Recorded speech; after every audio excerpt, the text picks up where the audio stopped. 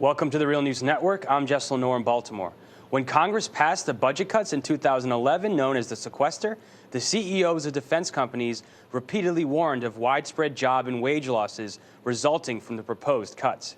But 6 months after the sequester officially kicked in, the 7 major military contractors are celebrating record profits and their stocks are near all-time highs. In addition, the future looks just as bright as their backlog of orders is nearly as large as the total $37 billion in defense cuts.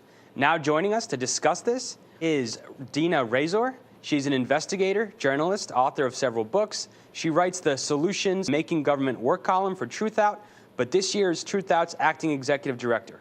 Razor has been fighting waste while working for transparency and accountability in government for 3 decades.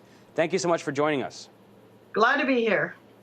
So, Dina, Congress sold the sequester to the American people as a shared sacrifice.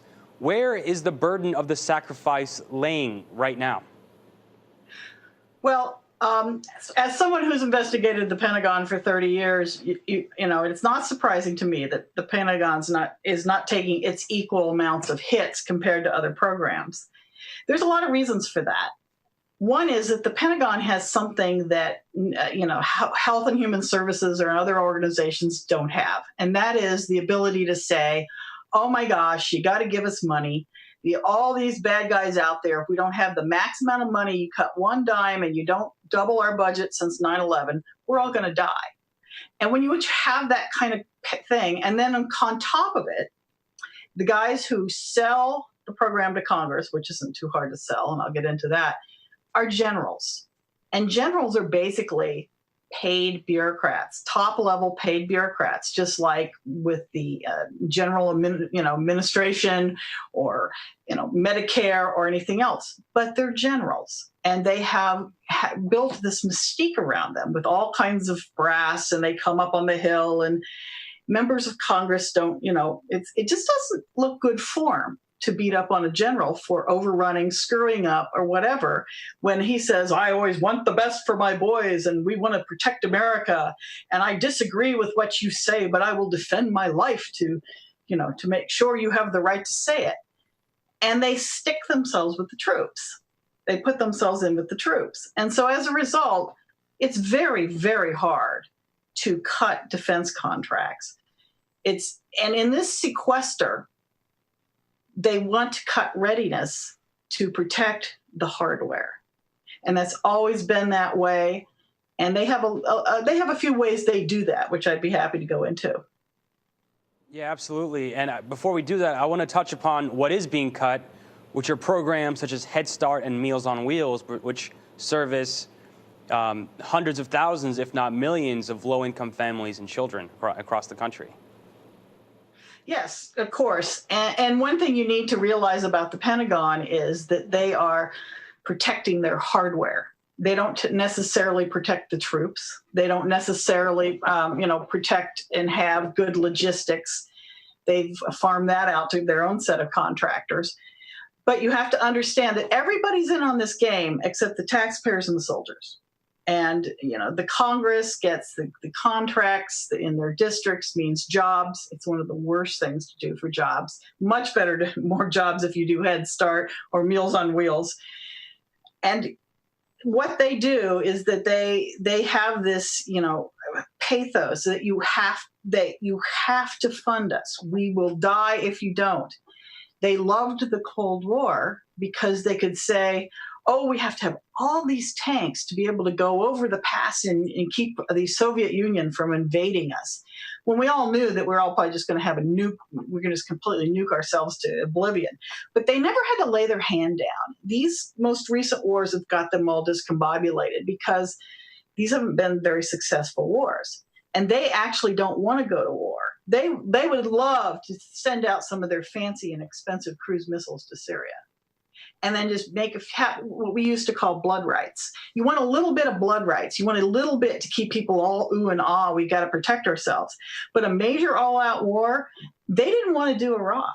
They didn't want to do Afghanistan either, because they knew they had to lay their hands down, spend their money on logistics, spend their money on readiness, when actually the money-making game in D.C. is to buy weapons, be a general that's the head of a giant weapons program, and go retire to that defense contractor. And then the same with members of Congress that go retire, work for defense contractors or become lobbyists for them. And so it's all part of that whole game. And when you try to, then people will say, well, look, we've got these 5% cuts that are supposed to happen in sequestration. The problem with that is that they have so much money in these large hardware contracts that just flow along that you can't change. I mean, they're like, they're like freight trains that just keep moving along and take a long time to stop. The other thing is the Pentagon cannot pass an audit. Never been able to. They keep putting it out. Well, we'll pass one in 10 years. Then they come up on the 10 years. We'll pass one in 10 years. So there's an enormous amount of chaos in the contracting and where the money is. And the money is just sloshing around in there. And so it's really easy when you have a 5% cut, it's really easy to take it out of readiness and not touch these hardware contracts. So once you understand that hardware is king, and people, the things that actually do work in war, which are people and readiness and training, are on the chopping block.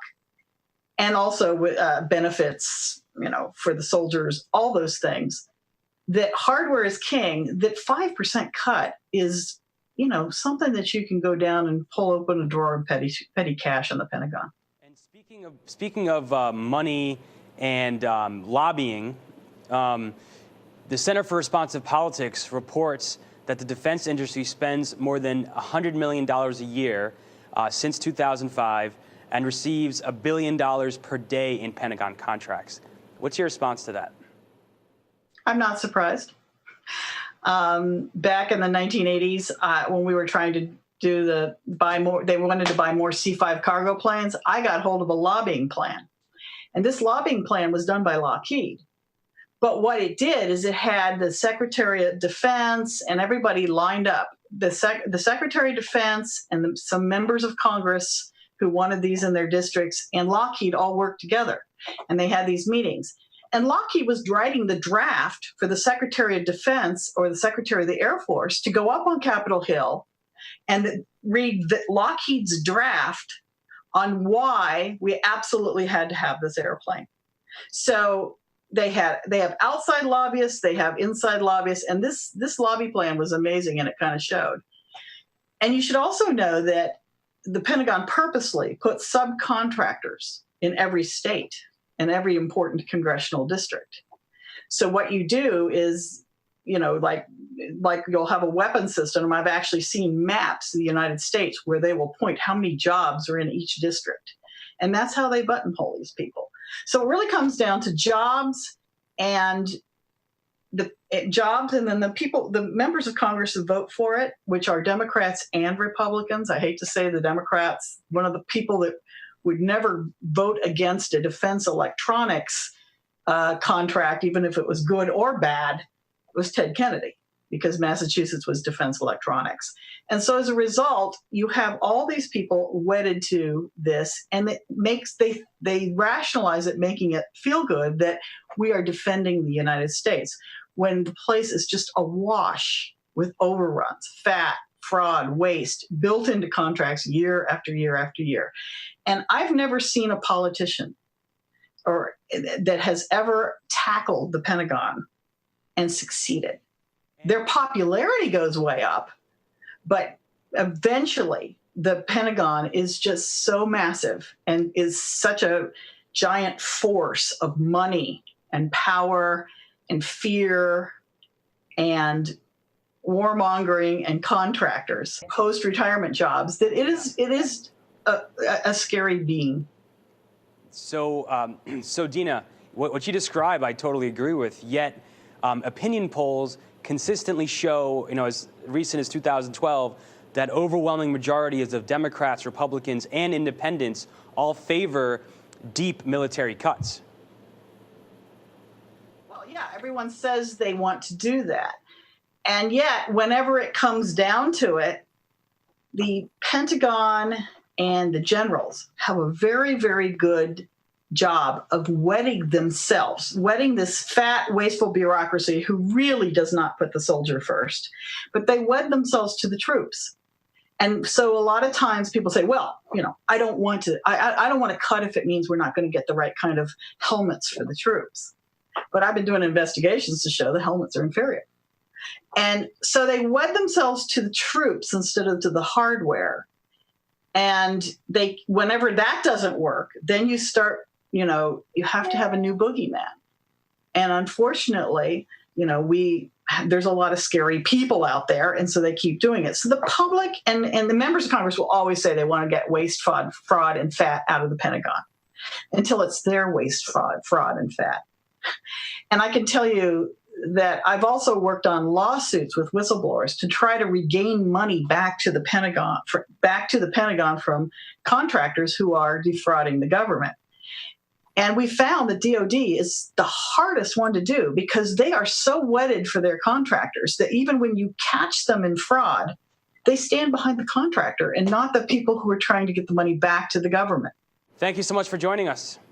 Thank you. Thank you for joining us on the Real News Network.